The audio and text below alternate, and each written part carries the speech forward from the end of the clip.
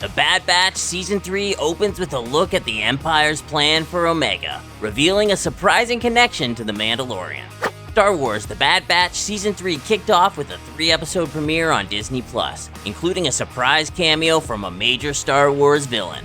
The final season's 3rd episode saw Dr. Hemlock's facility on Mount Tantiss receiving a special visit from Emperor Palpatine himself. Palpatine arrived at the cloning facility to examine the progress on a special project being undertaken by Hemlock, Project Necromancer. Though the true nature of Project Necromancer has not been revealed, Star Wars fans are fairly certain they know its purpose following its first mention in The Mandalorian Season 3.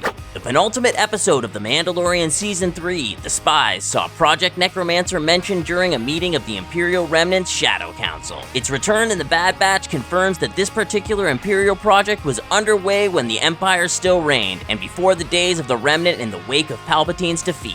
The Mandalorian's mention of Necromancer at a much later point in the Star Wars timeline may have already confirmed how Omega's story is destined to play out, giving fans a hint at what sort of ending they can expect from The Bad Batch. Project Necromancer is a place for that. The term Project Necromancer was first uttered in the Star Wars universe when the Imperial Remnant Shadow Council was first unveiled in The Mandalorian. Moff Gideon retreated to a conference room in his subterranean base on Mandalore. Here, he was greeted by holograms of other leaders of the Imperial Remnant.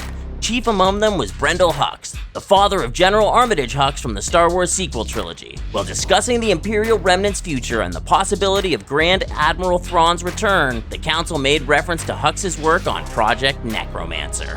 When Moff Gideon suggests the Imperial Remnant look for leadership other than Thrawn, Hux tells him that this is the purpose of Project Necromancer. Hux suggests that Gideon may have been using Pershing's work for his own ends, on allegations to which Gideon responds by asserting that cloning is Hux's obsession. All of this, along with the project's name, points to Project Necromancer being the project aimed at creating a new clone body for Emperor Palpatine, allowing him to return from death.